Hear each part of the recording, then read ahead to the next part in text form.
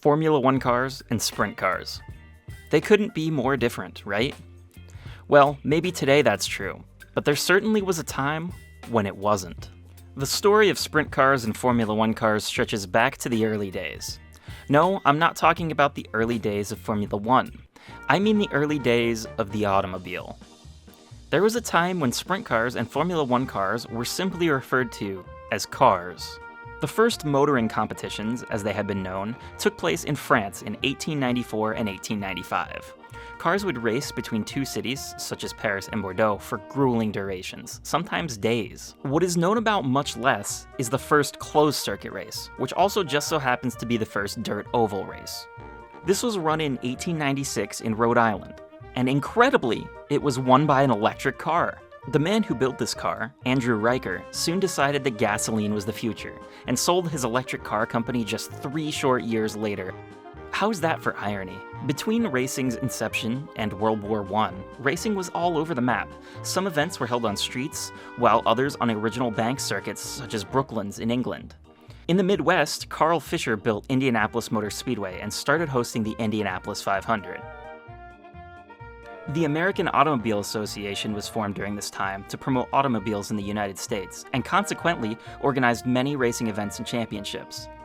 In Europe, the AIACR was the AAA's counterpart. After World War I, and with the rising popularity of the automobile, racing started to specialize. While this time saw the historic rise of Grand Prix racing in Europe, the United States saw the rise of another form of racing. The US had many fairgrounds with horse racing tracks all across the country. These already built coliseums made the perfect, albeit dangerous, places for the American public to take in the new spectacle of motor racing. At this point, the race cars turning laps at fairgrounds were the same cars that were showing up to the Indianapolis 500. Europe, however, did not see the same growth at ovals. They instead opted for road courses or closed pavement circuits. The first real division of American race cars happened in 1933, when the Midget Auto Racing Association was formed. This association mandated smaller cars with smaller engines that could race on smaller oval tracks, such as high school running tracks. Meanwhile, larger cars were referred to as big cars, and continued to race on both dirt ovals and paved ovals around the country. After the world paused for World War II, the return of racing would see things pick up considerably. The AAA at this point had instated 2 types of racing: big cars, which would run on dirt ovals smaller than 1 mile in length, and champ cars, which would run races at a minimum of 100 miles in length on paved tracks a mile or longer. Meanwhile, in Europe, the AIACR had reformed into the FIA and had instated the World Drivers' Championship. The 1950s saw cars at paved oval tracks and dirt oval tracks start to diverge. Low-to-the-ground roadsters appeared at paved tracks, while upright dirt cars dominated at the dirt tracks. With the disbanding of the AAA in 1955 as a response to some high-profile racing deaths, the United States Auto Club, USAC, took over the responsibility of organizing racing events. They developed clear distinctions between the National Championship, which would eventually become IndyCar, and sprint cars, which are primarily dirt oval short-track cars. The National Championship Indy cars would race on long paved ovals, road courses, and sometimes dirt tracks until 1970. USAC sprint cars, however, would race exclusively on short tracks for short sprint race durations. During the 50s as well, the FIA had made the Indianapolis 500 a part of the World Drivers' Championship.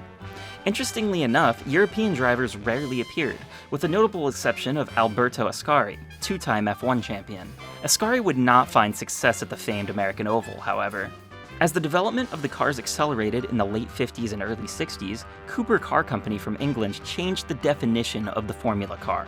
In 1957, they entered a rear-engined car into the Formula One World Drivers' Championship. These cars took the Formula One world by storm. Meanwhile, the same cars slowly began to appear at Indianapolis. These cars were incredibly unpopular to the status quo in Indy. After outrunning a rear-engined car in 1963, Parnelli Jones said, "The last thing in the world I was gonna see happen was one of them goddamn funny cars taking the pole."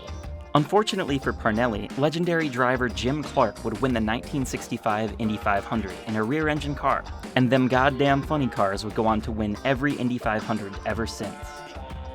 Back in the world of the dirt oval, the upright cars of the 50s were continuing to dominate dirt IndyCar races. In 1958, Jim Cushman attached the first wing to a dirt oval car. wings rapidly spread, and the winged sprint cars would soon demand their own classification and rulebook. Now that we've established 60 years of context, let's jump to why you clicked on this video: the similarities between Formula One and sprint cars. Now I'm sure at this point a very civil conversation has sprung up in the comments. Up into the early 60s, broadly speaking, Formula One cars, sprint cars, and the National Championship Indy cars were nearly one in the same. Although the cultures were significantly different, the cars were just shrink-wrapped bodies around fuel tanks and engines. They had high power, low weight, and it made them incredibly fast and dangerous. Their open wheels limited contact and promoted clean racing, out of necessity it must be said. Although sprint cars had smaller fuel tanks, they could otherwise compete against any Formula or Indy car. Soon, however, the technical advances of the Formula cars would force these worlds of racing apart. But dirt cars had one last hurrah in 1965. As the National Championship for IndyCar was now racing on both pavement tracks and dirt tracks, teams would regularly unload two different types of cars depending on what track they were at. In August of 1965, the USAC National Championship raced in Springfield, Illinois on the dirt mile track. A.J. Foyt picked up the win in his dirt sprint-style race car, and loaded up and headed to the paved Milwaukee Mile the next day. At the Milwaukee Mile, AJ was set to race a Lotus Formula-style car that had a rear engine and low center of gravity. With the Lotus engine blowing up before the race, Foyt was not planning to race at Milwaukee. Steve Stapp, a crew member on Foyt's team, decided to prepare his dirt car from the day before to race against the rear-engine Formula-style cars. A hesitant Foyt agreed to race, and what happened next is one of the greatest drives in the history of racing. Against all odds, Foyt would qualify his dirt car on the pole for the race. When the race finally began, Foyt jumped to an early lead. Unfortunately for AJ, his dirt car was not designed to be refueled easily or effectively, and he lost time upon pitting. This put AJ second at the end of the day. Although Foyt was upset he hadn't won, his drive was one final push for the dirt racing world. This race was the final race where a dirt car had a chance of winning against a Formula-style, rear-engined Indy car. As aerodynamic development pushed Formula One and IndyCar to new speeds on pavement, dirt cars stayed nearly the same. Although some sprint cars started to sprout wings, USAC and much of the dirt sprint car world would continue to race without them. By 1970, the USAC National Championship for IndyCar would stop visiting dirt tracks. It makes sense since they were showing up with different cars for dirt tracks anyway. As sprint car rules remained primarily the same, the bodywork hardly changed.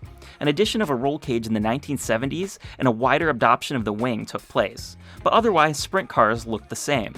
Through to today, sprint cars have added some extra tubing to keep the driver safe, but primarily changes have taken place in the form of engine horsepower increases and shock absorber development. Formula One, however, went on to use monocoque chassis and independent suspensions. Technology has pushed Formula One to incredible heights, while sprint cars have remained simple. Some similarities from the olden days still exist, however. Since sprint cars are incredibly tight packages with massive horsepower and hardly any weight, they have incredible power-to-weight ratios. To compare figures, Formula One cars weigh around 1,700 pounds. Sprint cars, on the other hand, weigh 1,400 pounds. Meanwhile, Formula One cars produce around 1,000 horsepower, while sprint cars make between 800 and 900 horsepower. This puts the power-to-weight ratios incredibly close, with sprint cars taking a slim margin at 1,400 horsepower per ton to a Formula One car's 1,250 per ton.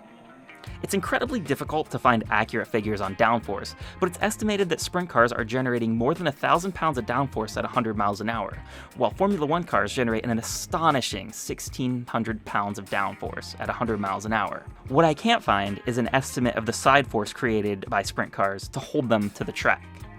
Regardless, these numbers are astonishingly close. Of course, on paper, this puts the sprint car and the Formula One car at near pecking level.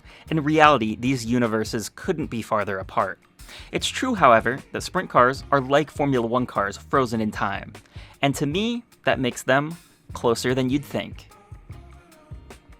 If you like this video, I'd recommend checking out the rest of my channel, as I'm making more educational content like this, and I also have vlogs because I'm a race car driver myself. Thanks for sticking around. Take care.